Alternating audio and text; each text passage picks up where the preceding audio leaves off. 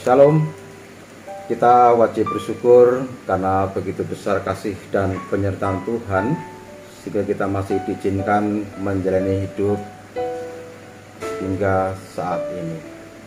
Adik-adik remaja dan pemuda Kristen yang saya banggakan dan saudara sekalian dimanapun saat ini berada, topik dan nas pembelajaran kita atau ngaji kita pada saat ini diambil dari Injil Matius 23 ayat 29 sampai dengan 39. Dan saya akan beri judul konsisten dalam berpikir dan bertindak. Namun sebelum kita renungkan, marilah kita berdoa terlebih dahulu. Tuhan Raja Kaswargan yang kami sebut di dalam nama Yesus Kristus, terima kasih atas kasih-Mu yang tiada henti. Engkau masih memberi karunia kesempatan kepada kami untuk berkarya sesuai dengan talenta kami masing-masing. Ya Tuhan, ampuni salah dan dosa kami, serta ajarlah kami untuk senantiasa dapat berbuat sesuai dengan yang Engkau ajarkan. Terima kasih Tuhan. Haleluya. Amin. Mari kita baca firman Tuhan dari Injil Matius pasal 23 ayat 29 sampai dengan 39. Demikian bunyinya. Celakalah kamu, hai ahli-ahli Taurat dan orang-orang Farisi. Hai kamu orang-orang munafik, sebab kamu membangun makam nabi-nabi dan memperindah tugu orang-orang saleh dan berkata, jika kami hidup di zaman nenek moyang kita, tentulah kami tidak ikut dengan mereka dalam pembunuhan nabi-nabi itu. Tetapi dengan demikian kamu bersaksi terhadap diri kamu sendiri bahwa kamu adalah keturunan pembunuh nabi-nabi itu. Jadi penuhilah juga takaran nenek moyangmu. Hai kamu ular-ular, hai kamu keturunan ular beludak, bagaimanakah mungkin kamu dapat meluputkan diri dari hukuman neraka? Sebab itu lihatlah, aku mengutus kepadamu nabi-nabi, orang-orang bijaksana dan ahli-ahli Taurat. Separuh di antara mereka akan kamu bunuh dan kamu salibkan. Yang lain akan kamu sesah di rumah-rumah ibadatmu dan kamu aniaya dari kota ke kota, supaya kamu menanggung akibat menumpahkan darah orang yang tidak bersalah, mulai dari Habel orang benar itu sampai kepada Zakaria anak Berekia yang kamu bunuh di antara tempat kudus dan mezbah. Aku berkata kepadamu, sesungguhnya semua ini akan ditanggung angkatan ini. Judul berikutnya, keluhan terhadap Yerusalem. Yerusalem, Yerusalem, engkau yang membunuh nabi-nabi dan melempari dengan batu orang-orang yang diutus kepadamu. Berkali-kali aku rindu mengumpulkan anak-anakmu, sama seperti induk ayam mengumpulkan anak-anaknya di bawah sayapnya. Tetapi kamu tidak mau. Lihatlah, rumahmu ini akan ditinggalkan dan menjadi sunyi. Dan aku berkata kepadamu, mulai sekarang kamu tidak akan melihat aku lagi, hingga kamu berkata, diberkatilah dia yang datang dalam nama Tuhan. Amin. Adik-adik remaja dan pemuda serta saudara sekalian yang dikasihi Tuhan, dalam nas ini saya akan membagi menjadi dua referensi dasar untuk bersama-sama kita belajar dari nas ini. Yang pertama, kita harus memandang betapa pentingnya dalam memahami setiap dimensi Alkitab sesuai dengan konteks dan teksnya. Injil Matius pasal 23 ini, kalau kita cermati, merupakan salah satu sikap keras Tuhan Yesus yang diwujudkan dengan kata dan ucapan yang keras pula oleh Tuhan.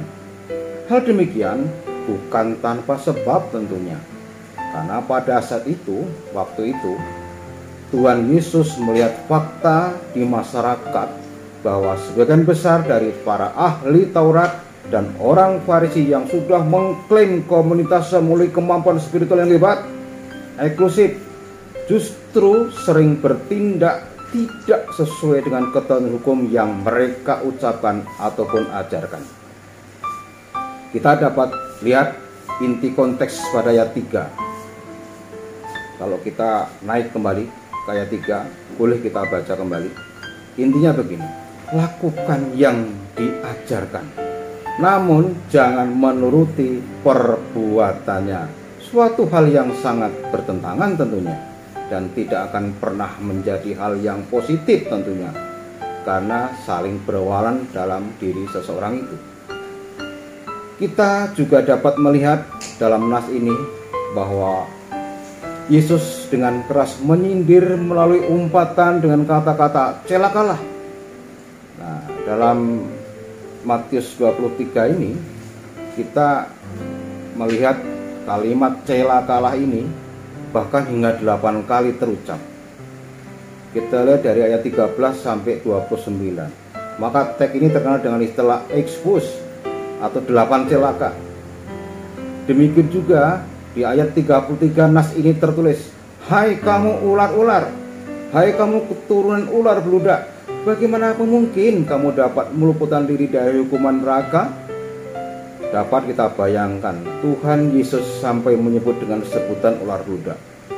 Saudaraku, ular beludak itu dalam bahasa ilmiahnya termasuk dalam famili Viperidae, makhluk yang bertaring panjang.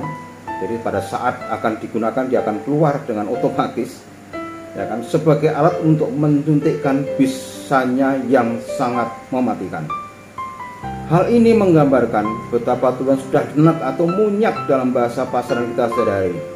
Enak banget nih melihat mereka, karena melihat sikap dan tindakan ahli-ahli Taurat dan orang-orang Farisi pada saat itu yang sangat berlawanan dari ucapan dan tindakannya, seperti yang sudah kita baca dalam nas kita di hari-hari ini.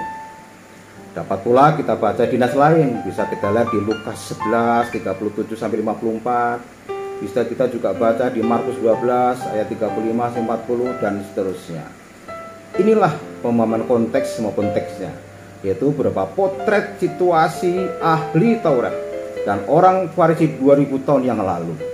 Tentunya hal ini jangan sampai kita memahaminya seperti sejarah saja, namun nas ini menjadi pembimbing kita sebagai pusat pembelajaran kita, sehingga kita tidak punya profil seperti ahli Taurat dan orang Farisi pada saat itu.